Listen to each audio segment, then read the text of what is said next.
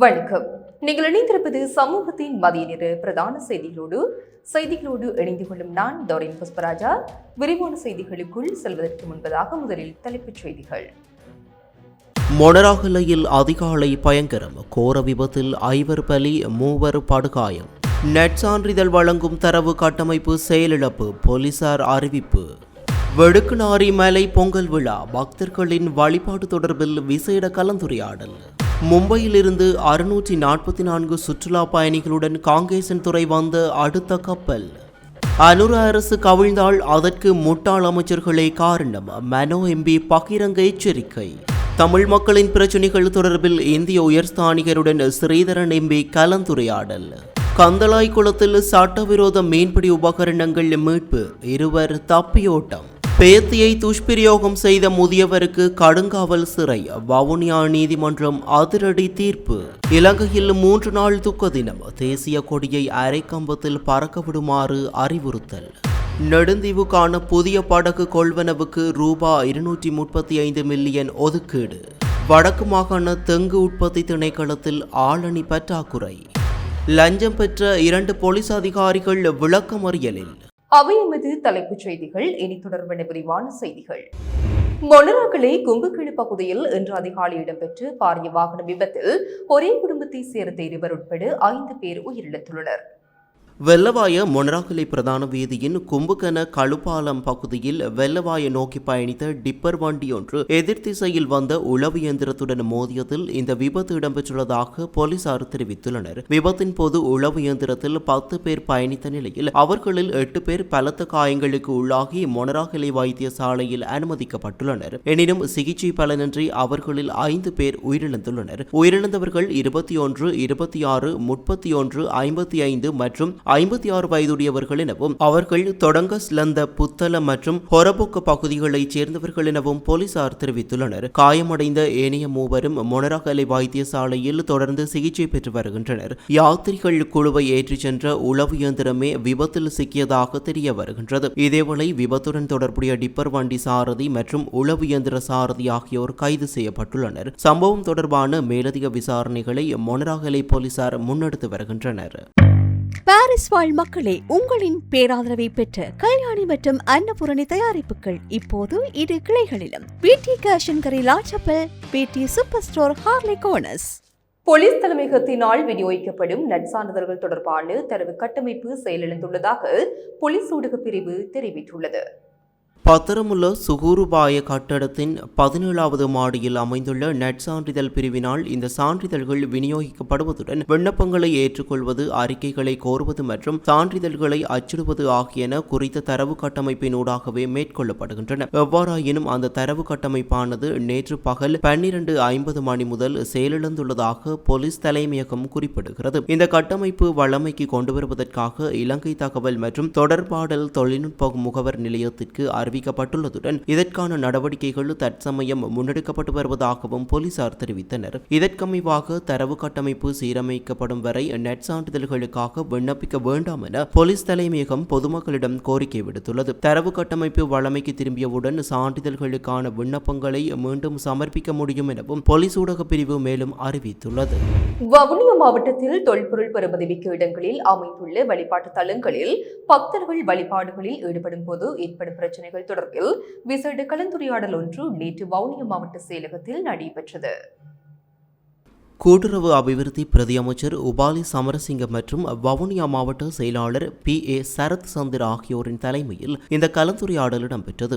வவுனியா நெடுங்கணி நைனாமடு காட்டு பகுதியில் அமைந்துள்ள வெடுக்குநாரி மலை ஆதிலிங்கேஸ்வரர் ஆலய வருடாந்த பொங்கல் விழாவின் போது பக்தர்களுக்கு ஏற்படக்கூடிய சட்ட ரீதியான தடைகள் குறித்தும் இதன்போது கலந்துரையாடப்பட்டது. நூற்றாண்டுகள் பழமையான இந்த தொல்பொருள் மையத்திற்கு பல்வேறு தரப்பினரும் வருகை தந்து வழிபாடுகளில் ஈடுபடுவதால் தொல்பொருள் இடங்களுக்கு சேதம் ஏற்பட்டுள்ளதாக அதிகாரிகள் சுட்டிக்காட்டினர். எனவே தொல்பொருள் பெறுமதிமிக்க இடங்களுக்கு எவ்வித சேதமும் ஏற்படாத வகையில் வழிபாடுகளை முன்னெடுக்குமாறு வெடுக்குநாரி மலை கோவில் நிர்வாகத்தினருக்கு அறிவுறுத்தப்பட்டது. மேலும் வடக்கு மற்றும் தெற்கில் இருந்து வருகை தரும் சில தரப்பினர் வவுனியாவில் தமிழ் மற்றும் சிங்கள மக்களிடையே நிலவும் நல்லிணக்கத்திற்கு இடையூறு ஏற்படுத்தும் வகையில் செயற்படுவதாக பிரதி அமைச்சர் சுட்டிக்காட்டினார். இதனால் தொல்பொருள் மையங்களை பாதுகாத்து அமைதியான முறையில் வழிபாடுகளை மேற்கொள்ளுமாறு மக்களிடம் அவர் கேட்டுக்கொண்டார். தொல்பொருள் மையங்கள் தமிழ் அல்லது சிங்கள மக்களுக்கு என தனித்தனியாக பிரிக்கப்படவில்லை என தெரிவித்த பிரதி அமைச்சர் அவற்றை பாதுகாப்பது அனைவரினதும் பொறுப்பு என்றும் வலியுறுத்தினார். இந்த கலந்துரையாடலில் வவுனியா மற்றும் மன்னர் பிராந்தியத்திற்கு பொறுப்பான பிரதி போலீஸ் மாதிபர் இந்திக ஹபுகொட, வவுனியா, மன்னர் மற்றும் முல்லைத்தீவு மாவட்டங்களுக்கு பொறுப்பான தொல்பொருள் ஆராய்ச்சி அதிகாரி விக்ரமசிறி பியதாச, மேலதிக மாவட்ட செயலாளர் நா கமலதாசன் உள்ளிட்ட அரசு அதிகாரிகளும் வெடுக்குநாரி மலை கோவில் தலைவர் வி பூபாலசிங்கம் உள்ளிட்ட பலரும் கலந்து கொண்டனர். மும்பை மற்றும் இலங்கைக்கு இடையிலான சுற்றுலா பயணிகள் கப்பல் இன்று காலை மீண்டும் காங்கேசன்துறை துறைமுகத்தை வந்தடைந்துள்ளது. இம்முறை கப்பல் பயணத்தின் மூலம் 644 சுற்றுலா பயணிகள் காங்கேசன்துறை துறைமுகத்தை வந்தடைந்துள்ளனர். இவர்கள் யாழ்ப்பாணத்தின் பல்வேறு பகுதிகளுக்கும் சென்று பார்வையிட உள்ளனர். அத்துடன் வரலாற்று சிறப்புமிக்க நல்லூர் கந்தசுவாமி ஆலயத்தின் வருடாந்த மகோற்சவத்தையும் பார்வையிடுவதற்காக பல சுற்றுலா பயணிகள் செல்லவுள்ளதாக தெரிவிக்கப்படுகிறது. இன்று காலை காங்கேசன்துறை துறைமுகத்தை வந்தடைந்துள்ள குறித்த கப்பல் மாலை மீண்டும் அங்கிருந்து புறப்படவுள்ளதாக குறிப்பிடப்படுகிறது. இதேவேளை கடந்த 14ஆம் தேதியும் மும்பையில் இருந்து பயணத்தை ஆரம்பித்த சுற்றுலா கப்பல் 862 சுற்றுலா பயணிகளுடன் காலை காங்கேசன்துறை துறைமுகத்தை வந்தடைந்தமை குறிப்பிடத்தக்கது. காங்கேசன்துறை துறைமுகத்திற்கு சர்வதேச சுற்றுலா கப்பல்கள் வருகை தருவது வடக்கு மாகாணத்தின் சுற்றுலாத்துறையை மேம்படுத்துவதற்கும் பிராந்திய பொருளாதார நடவடிக்கைகளை ஊக்குவிப்பதற்கும் முக்கியத்துவம் வாய்ந்ததாக கருதப்படுகிறது. இந்தியாவிலிருந்து இலங்கைக்கு கடல் வழியாக அதிகளவான சுற்றுலா பயணிகள் வருகை தருவதன் மூலம் வடக்கு மாகாணத்தில் உள்ள வரலாற்று, சமய மற்றும் இயற்கை சுற்றுலா தளங்களுக்கு சர்வதேச அளவில் மேலும் கவனம் கிடைக்கும் என எதிர்பார்க்கப்படுகிறது. ஜனாதிபதி அனுரகுமார திசாநாயக்க தலைமையிலான அரசு கவிழ்ந்தால் அதற்கு முன்னாள் அமைச்சர்களே காரணம் என தமிழ் முற்போக்கு கூட்டணியின் தலைவரும் நாடாளுமன்ற உறுப்பினருமான மனோ கணேசன் தெரிவித்தார். ஊடகம் ஒன்றிற்கு கருத்து தெரிவிக்கும் போதே அவர் மேற்கண்டவாறு குறிப்பிட்டார். அவர் மேலும் தெரிவிக்கையில், எதிர்கட்சியை நான் சுட்டிக்காட்டலாமே தவிர அதிகாரம் அங்கதான் இருக்குது. எங்கள் அரசாங்கம் நடந்த பொழுது, அதிகாரம் இருந்த பொழுது நிறைய விஷயங்களை மாற்றியிருக்கிறோம், இது காட்டியிருக்கிறோம். இப்போ காட்டுங்களே நீங்கள். இப்போ சுற்று அறிக்கை கடந்த கால அரசாங்கத்தினால் கொண்டு வரப்பட்ட சுற்றறிக்கை என்று சொன்னால் வச்சுக்கவே எப்படி மாத்திராமே, அதிகாரம் கூட தான் இருக்குது, மாத்திராமே. எங்கே சொன்னேன்னா சுற்றறிக்கை என்பது என்ன பகவத்கீதையா, திருக்குறானா, விவிலிய நூலா, அல்லது இந்த தமோகதையா? இல்லையே, மாத்தலாமே, பிரச்சனை இல்லையே. அதிகாரம் கூட இருக்குது, அரசாங்கம் கூட இருக்குது, சுற்றறிக்கை கூட தான் இருக்குது, மாத்துக்களே. அதிகாரம் கூட இருக்கிறது மறந்துடுறீங்க நீங்க, செய்யுங்க. நீங்க அதை செய்யாமல் விட்டு 2 வருஷமா ஆட்சிக்கு வந்து இப்ப கூட இருந்து கொண்டு கடந்த கால அரசாங்கம் பிள்ளை சொல்லி காட்டிக்கிட்டே வாழ்க்கையை ஓட்டுறீங்க, காலத்தை ஓட்டுறீங்க. வெக்கமா இல்லை உங்களுக்கு? அனுரகுமார திசாநாயக்க ஆட்சி கவலுமானால், கவலை வேணாம்னு நினைக்கிறேன், என் நண்பர் அவர் ஆட்சி செய்யணும், அவர் மேல் நம்பிக்கை எனக்கு இருக்குது. ஆனால் கவலுமானால் இந்த முட்டாள் அமைச்சர்களால தான் கவலும், முட்டாள் எம்பிக்களால தான் கவரும். 150 பேரும் சும்மா தான் இருக்கிறாங்க. அது மட்டுமல்ல, அங்கே இருக்கக்கூடிய தமிழ் முஸ்லீம் மக்களை பிரதிபடுத்துவதாக சொல்லிக் கொண்டிருக்கக்கூடிய அந்த எம்பிக்கள், அமைச்சர்கள், முழு அமைச்சர்கள் எல்லாம் பேசாம மடந்தைகள். இலங்கைக்கான இந்திய உயர்ஸ்தானிகர் சந்தோஷ் ஜாவிற்கும் இலங்கை தமிழரசு கட்சியின் நாடாளுமன்ற உறுப்பினர் சிவஞானம் சிறிதரனுக்கும் இடையிலான விசேட சந்திப்பு கொழும்பில் உள்ள இந்திய உயர்ஸ்தானிகர் ஆலயத்தில் இடம்பெற்றது. இந்திய உயர்ஸ்தானிகர் ஆலயத்தின் உத்தியோகபூர்வ அழைப்பின் பேரில் நாடாளுமன்ற உறுப்பினர் சிவஞானம் ஸ்ரீதரன் நேற்று முன்தினம் இச்சந்திப்பில் கலந்து கொண்டார். இக்கலந்துரையாடலின் போது தற்போதைய சமகால அரசியல் நிலவரங்கள் மற்றும் தமிழ் மக்களின் முக்கிய பிரச்சினைகள் தொடர்பாக விரிவாக கலந்துரையாடப்பட்டது. நீண்ட காலமாக இழுபற நிலையில் உள்ள மாகாண சபைகளுக்கான தேர்தல்களை விரைவில் நடத்துவதன் அவசியம் மற்றும் அதன் மூலம் அதிகார பரவலாக்கலை உறுதிப்படுத்துவது தொடர்பாகவும், வடக்கு மற்றும் கிழக்கு மாகாணங்களின் பொருளாதாரத்தை மேம்படுத்துவது, மக்களின் வாழ்வாதாரத்தை உயர்த்தும் உள்கட்டமைப்பு திட்டங்களை முன்னெடுப்பது மற்றும் பிராந்திய அபிவிருத்தி சார்ந்த பிற முக்கிய விடயங்கள் குறித்து கருத்துக்கள் பரிமாறப்பட்டன. வட பிராந்தியத்தின் வர்த்தக மற்றும் போக்குவரத்து மையமாக திகழும் காங்கேசன்துறை துறைமுக திட்டங்களின் தற்போதைய நிலைமை மற்றும் அதனை மேலும் விரிவுபடுத்தி பிராந்திய தொடர்பாடலை வலுப்படுத்துவது தொடர்பாகவும் மேலும் பல விடயங்கள் சார்ந்தும் ஆரோக்கியமான கலந்துரையாடல் நடைபெற்றது. Blue ocean group of companies இலங்கையின் வளர்ச்சியோடு உங்கள் வாழ்க்கையையும் உயர்த்துகிறோம். கந்தளாய்குளத்தில் சட்டவிரோதமான முறையில் மீன்பிடி நடவடிக்கைகளில் ஈடுபடுவதற்கு பயன்படுத்தப்பட்டதாக கூறப்படும் கம்பிக்கூடுகள் மற்றும் நைலான் வலைகளை கந்தளாய் போலீசார் நேற்று மாலை மீட்டுள்ளனர். கந்தளாய் போலீஸ் குற்றத்தடுப்பு பிரிவினருக்கு கிடைத்த ரகசிய தகவலின் அடிப்படையில் மேற்கொள்ளப்பட்ட விசேட சுற்றிவளைப்பின் போதே குறித்த மீன்பிடி உபகரணங்கள் கைப்பற்றப்பட்டுள்ளன. இதன்போது 22 கம்பிக்கூடுகளும் 160 மீட்டர் நீளமான நைலோன் வலைகளும் போலீசாரால் மீட்கப்பட்டுள்ளன. போலீசாரின் சுற்றிவளைப்பின் போது சட்டவிரோத மீன்பிடி நடவடிக்கைகளில் ஈடுபட்டிருந்ததாக கூறப்படும் இருவர் அங்கிருந்து தப்பி சென்றுள்ளதாக தெரிவிக்கப்படுகின்றது. தப்பியோடிய சந்தேக நபர்களை கைது செய்வதற்காக விசாரணைகளை கந்தளாய் போலீசார் முன்னெடுத்து வருகின்றனர். இதேவேளை கைப்பற்றப்பட்ட மீன்பிடி உபகரணங்கள் உள்ளிட்ட சான்று பொருட்களை கந்தளாய் நீதிவான் நீதிமன்றத்தில் ஆஜர்படுத்துவதற்கான நடவடிக்கைகளையும் போலீசார் மேற்கொண்டு வருகின்றனர். 12 வயதுடைய பேத்தியை துஷ்பிரயோகம் செய்த குற்றச்சாட்டில் 81 வயதுடைய முதியவருக்கு 15 ஆண்டுகள் கடுங்காவல் சிறை தண்டனை விதித்து வவுனியா மேல் நீதிமன்ற நீதிபதி ஆனந்தராஜா அவர்கள் தீர்ப்பளித்துள்ளார்.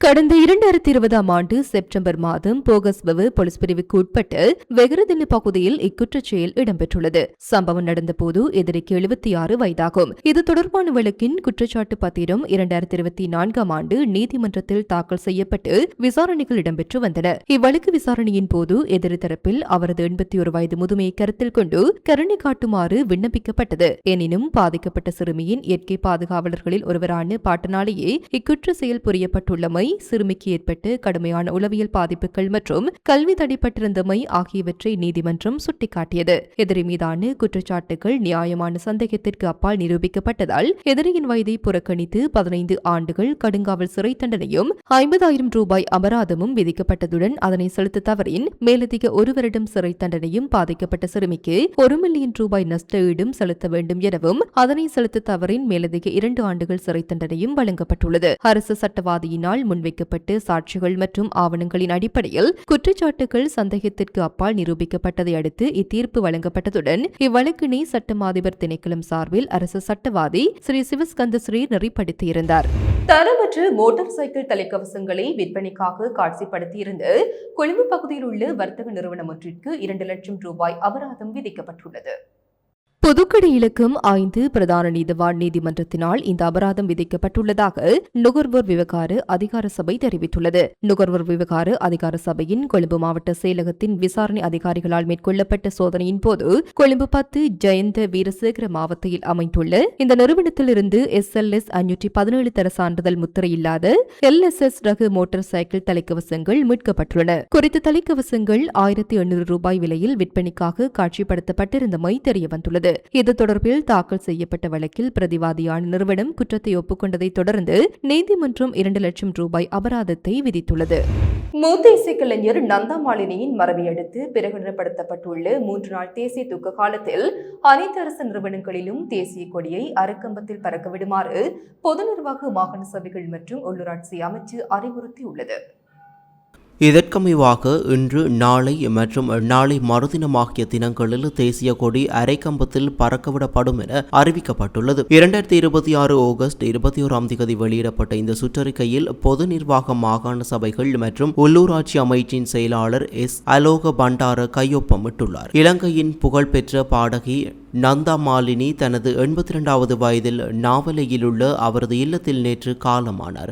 நந்த மாலினியின் மறைவுக்கு ஜனாதிபதி தனது எக்ஸ் பதிவில் குறிப்பிட்டுள்ள இரங்கல் செய்தியில், நமது காலத்தின் உண்மையான இசை மேதையான நந்தமாலியின் மறைவு எனக்கு ஆழ்ந்த துயரத்தை அளிக்கிறது. காலத்தால் அழியாத அவரது இசை இளம் மற்றும் முதியோர் என பல தலைமுறை இலங்கை மக்களை ஊக்கப்படுத்தியது. அவரது சிறப்பான கலை பாரம்பரியம் லட்சக்கணக்கான மக்களின் இதயங்களில் என்றும் நிலைத்திருக்கும். அவரது குடும்பத்தினர் அன்புக்குரிய மற்றும் ரசிகர்களுக்கு எனது ஆழ்ந்த இரங்கலை தெரிவித்துக் கொள்கிறேன் என்று குறிப்பிட்டுள்ளார். நந்தமாலியின் பூதவுடல் பொதுமக்கள் இறுதி அஞ்சலி செலுத்துவதற்காக நுகேகொடை நவால வீதி விஜயபா மாவட்டத்தில் அமைந்துள்ள அவரது இல்லத்தில் இன்று காலை 10 மணி முதல் நாளை பிற்பகல் 3:30 மணி வரை வைக்கப்பட உள்ளது. அவரது இறுதி விருப்பத்திற்கிணங்க பொருளை மயானத்தில் நாளை மாலை 5 மணிக்கு எவ்வித ஆடம்பரமான இறுதிச் சடங்குகளும் இன்றி இறுதி நிகழ்வுகள் நடைபெறும் என அறிவிக்கப்பட்டுள்ளது. இந்நிலையில் பழம்பெரும் சிங்கள மொழி பாடகி விஷாரத நந்தா மாலினியின் மறைவையொட்டி நாடாளுமன்றில் இன்று 2 நிமிடங்கள் மௌன அஞ்சலி செலுத்தப்பட்டது.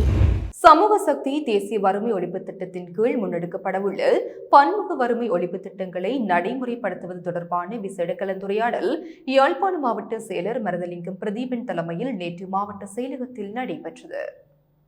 கலந்துரையாடலில் கடற்றொழில் அமைச்சர் ராமலிங்கம் சந்திரசேகர் மற்றும் கிராமிய அபிவிருத்தி சமூக பாதுகாப்பு மற்றும் சமூக வலுவூட்டல் அமைச்சின் செயலாளர் MALSNK சம்பத் மந்திரிநாயக்க ஆகியோர் நிகழ்நிலை ஊடாக கலந்து கொண்டனர். இதன்போது கருத்து தெரிவித்த கடற்றொழில் அமைச்சர் நெடுந்தீவு மக்களின் நீண்டகால கடற்போக்குவரத்து பிரச்சினைக்கு தீர்வு காணும் வகையில் புதிய படகுன்றை கொள்வனவு செய்வதற்காக கிராமிய அபிவிருத்தி சமூக பாதுகாப்பு மற்றும் சமூக வலுவூட்டல் அமைச்சின் கீழ் ரூபாய் 235 மில்லியன் சிறப்பு நிதி ஒதுக்கீடு செய்யப்பட்டுள்ளதாக தெரிவித்தார். குறித்த திட்டத்தை விரைவாக ஆரம்பித்து நடைமுறைப்படுத்துவதற்கு தேவையான அனுமதிகள், தொழில்நுட்ப நடவடிக்கைகள் மற்றும் திட்டத்தை நிறைவேற்றுவதற்கான கால அவகாசம் தொடர்பில் ஆராயும் நோக்கிலேயே இந்த கலந்துரையாடல் இடம்பெற்றதாகவும் அவர் குறிப்பிட்டார். நெடுந்தீவுக்கான புதிய படகு கொள்வனவு செய்யப்பட்டு சேவையில் ஈடுபடுத்தப்படுவதன் மூலம் அப்பகுதி மக்களின் பயணிகள் கடற்போக்குவரத்து மேலும் இலகுபடுத்தப்படும் எனவும் அமைச்சர் தெரிவித்தார். அத்துடன் நெடுந்தீவு மக்களின் அடிப்படை தேவைகள் மற்றும் அபிவிருத்தி நடவடிக்கைகளுக்கு அரசாங்கம் தொடர்ந்தும் அதிக கவனம் செலுத்தி தேவையான நடவடிக்கைகளை முன்னெடுக்கும் என்றும் அவர் உறுதியளித்தார்.